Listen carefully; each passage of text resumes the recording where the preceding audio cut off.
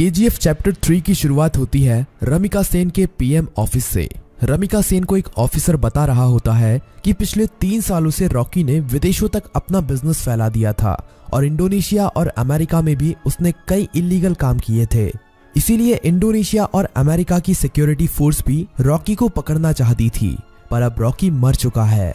पर इंडोनेशिया और अमेरिका में रॉकी के इलीगल काम अभी भी चल रहे हैं।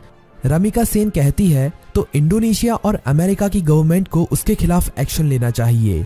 तभी वो ऑफिसर बताता है कि गवर्नमेंट ऐसा नहीं कर सकती, क्योंकि रॉकी ने 1979 से 1981 तक इन 3 सालों के अंदर ही अपने सोने के बिजनेस को काफी बड़ा कर लिया था। विदेशों में भी हजारों लाखों लोग उसके लिए काम करते हैं और खुद गवर्नमेंट के लोग भी उसके साथ मिले हुए हैं। इसीलिए गवर्नमेंट चाहकर भी उसके खिलाफ एक्शन नहीं ले सकती।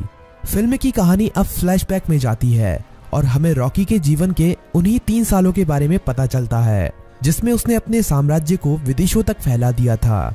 सभी माइनों पर कब्जा होने के बाद रॉकी ने और कई माइनों की खोज कर ली थी और सभी लोगों को उनकी खुदाई में लगा दिया था। रॉकी ने उन सभी माइनों से तेजी से सोना निकाला और इकट्ठा करता गया और बाहर के बड़े बड़े देशों में एक्सपोर्ट करने लगा। रॉकी को विदेशों से काफी बड़े बड़े ऑर्डर आने लगे, जिनको पूरा करने के लिए उसने खुदाई को और तेज करवा दिया था। दूसरी तरफ से उसने माइन की खुदाई के लिए और सोने की खोज के लिए अमेरिका से कई टेक्नोलॉजी मशीन भी मंगाई थी, जिससे वो जल्द से जल्द इन सभी माइनों का सोना निकालकर इकट्ठा कर सके। रॉकी ने अगले 1 साल के अंदर इन माइनों से इतना सोना निकाला था जितना कि पिछले 20 सालों में भी नहीं निकाला था।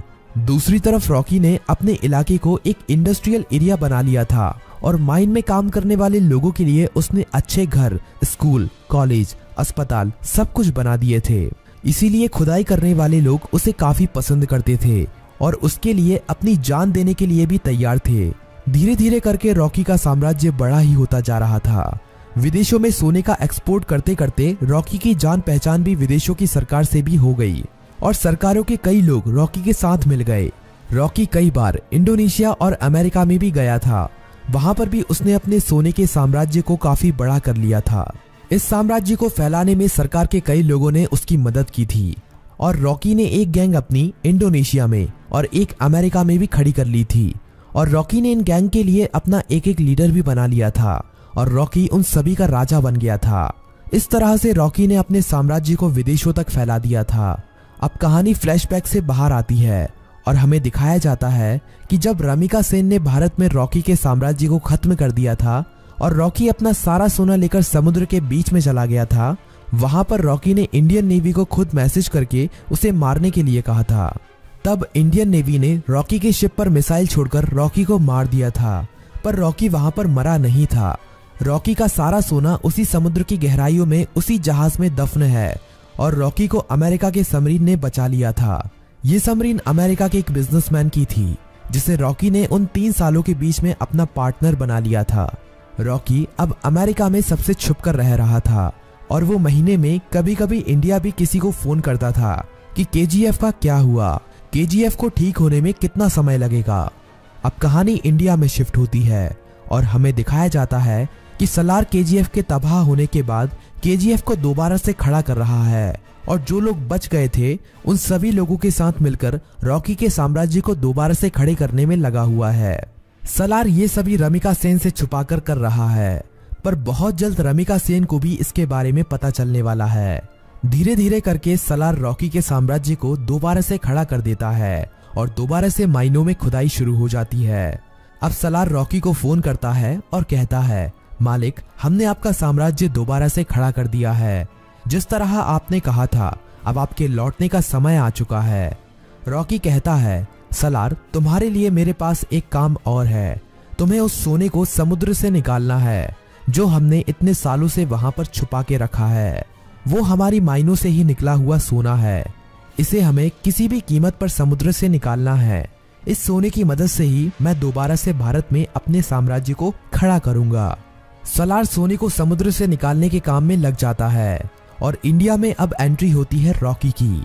सलार अपने लोगों को कहता है कि मालिक कई सालों के बाद यहाँ पर पधार रहे हैं, उनके स्वागत में कोई भी कमी नहीं रहनी चाहिए। किसी को नहीं पता था कि ये मालिक कौन है रॉकी अकेला ही अमेरिका से आ रहा होता है। केजीएफ में रॉकी का स्वागत धूमधाम से किया जाता है।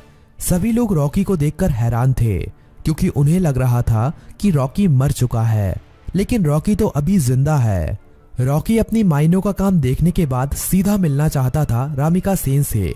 सलार कहता है कि हम भी उसके साथ चलेंगे, पर रॉकी कहता है कि नहीं, मैं अकेला ही मिलने जाऊंगा। रॉकी अकेला ही अपनी रोल्स रॉयल कार में जा रहा होता है। तभी नाके पर पुलिस उसे पकड़ लेती है। पुलिस वाले जानते नहीं हैं कि वो रॉकी है। वो रॉकी के पास लाइसेंस ना होने की वजह से और ओवर स्पीडिंग होने की वजह से थाने ले जाती है।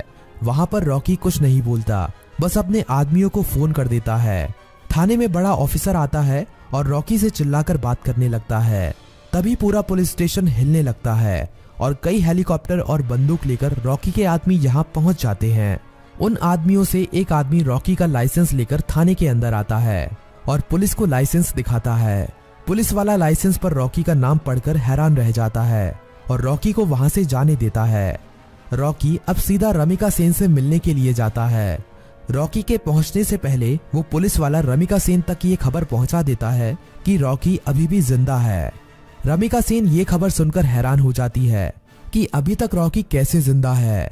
रमिका सेन को ये खबर भी मिल जाती है कि रॉकी के यहाँ आने से पहले किसी ने केजीएफ को दोबारा से खड़ा कर दिया है और केजीएफ से अभी भी खुदाई करके सोना निकाला जा रहा है।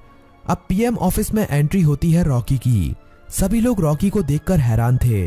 रॉकी सीधा मिलने जाता है रमिका सेन से। रॉकी रमिका सेन से कहता है कि मैंने कहा था ना, युद्ध हुआ तो जीतूंगा मैं, और जीत मेरी ही हुई है। रमिका सेन कहती है कि अच्छा है तुम जिंदा हो, अब मैं तुम्हारे सामने ही तुम्हारे केजीएफ को तुमसे छीन लूंगी। रॉकी कहता है कि उसकी नौबत ही नहीं आएगी। रमिका सेन रॉकी की इस बात को समझ नहीं पाती। तभी रॉकी वहां से चला जाता है। अगले कुछ ही दिनों में रॉकी रमिका सेन की सरकार गिरा देता है और सरकार में अपनी पार्टी को जिताकर अपने आदमी को प्रधानमंत्री बना देता है। रॉकी अब दोबारा रमिका सेन को फोन करता है और कहता है कि अब क्या करोगे, अब तो तुम्हारी सरकार भी नहीं रही। रमिका सेन कहती है कि अब मेरी जिंदगी का एक ही मकसद है, तुम्हारी मौत। रमिका सेन रॉकी के सभी दुश्मनों को इकट्ठा करती है। रमिका सेन इनायत खली से भी हाथ मिला लेती है और जितने भी रॉकी के देश विदेश में दुश्मन थे सभी को इकट्ठा करके रॉकी को मारने का प्लान बनाती है। रॉकी को मार पाना आसान नहीं था। रॉकी जितना अकेला खतरनाक था उससे ज्यादा खतरनाक उसके गैंग के लोग थे। रमिका सेन को इंडोनेशिया और अमेरिका की गवर्नमेंट से भी सपोर्ट मिलता है, लेकिन रॉकी जानता था कि रमिका सेन उसके केजीएफ को तबाह करने में अपना पूरा जी जान लगा देगी। रमिका सेन जानती थी कि रॉकी को उसके केजीएफ में घुसकर मार पाना अब काफी ज्यादा मुश्किल हो गया है, क्योंकि अब रॉकी ने अपने केजीएफ में मिसाइलों को रोकने के लिए अपने केजीएफ के चारों तरफ रडार सिस्टम और काउंटर मिसाइल रख दी हैं। अब अगर कोई भी उसके केजीएफ के अंदर घुसने की कोशिश करेगा तो वो मारा जाएगा। रमिका सेन जानती थी कि रॉकी को मारने के लिए उसको केजीएफ से बाहर निकालना पड़ेगा और अकेले रॉकी के मरते ही उसका सारा साम्राज्य खत्म हो जाएगा। इंडिया में अपनी गवर्नमेंट खड़ी करने के बाद इंडिया की गवर्नमेंट रॉकी के लिए एक काफी बड़ी पार्टी रखती है। इस पार्टी में विदेशों के बड़े बड़े बिजनेसमैन, बड़ी बड़ी गवर्नमेंट के लीडर आते हैं। रॉकी की सिक्योरिटी के लिए इस पार्टी में काफी ज्यादा सिक्योरिटी लगी हुई थी। रॉकी पार्टी में पहुंच जाता है। थोड़ा नाच गाना होने के बाद पार्टी में एंट्री होती है रमिका सेन की। रॉकी से थोड़ी बातचीत करने के बाद रमिका सेन कहती है कि अब समय आ गया है कि तुम्हारे साम्राज्य को यहीं पर खत्म कर दिया जाए। पर तभी रॉकी के चारों तरफ हजारों लोग उसके ऊपर बंदूक तानकर खड़े हो जाते हैं। रॉकी की खुद की गवर्नमेंट उसे धोखा दे देती है और विदेशों से आए हुए बिजनेसमैन भी उसकी मौत का तमाशा देखने के लिए वहां पर आए हुए थे। सभी विदेशों के बिजनेसमैन चाहते थे कि रॉकी की मौत होने के बाद वो केजीएफ पर कब्जा कर लेंगे और अपने बिजनेस को फैलाएंगे और ढेरों पैसा कमाएंगे। ये सब देखकर रॉकी खुद हैरान रह जाता है, पर रॉकी जानता था कि एक दिन उसकी मौत जरूर होगी, इसीलिए वो अपने आखिरी पल में भी निडर रहता है। रमिका सेन कहती है कि देखा, आखिर तुम्हारे लोगों ने ही तुम्हें धोखा दे दिया। इतना कहते ही सभी लोग रॉकी को गोलियों से भून देते हैं और रॉकी की मौत वहीं पर हो जाती है और फिल्म यहीं पर खत्म हो जाती है।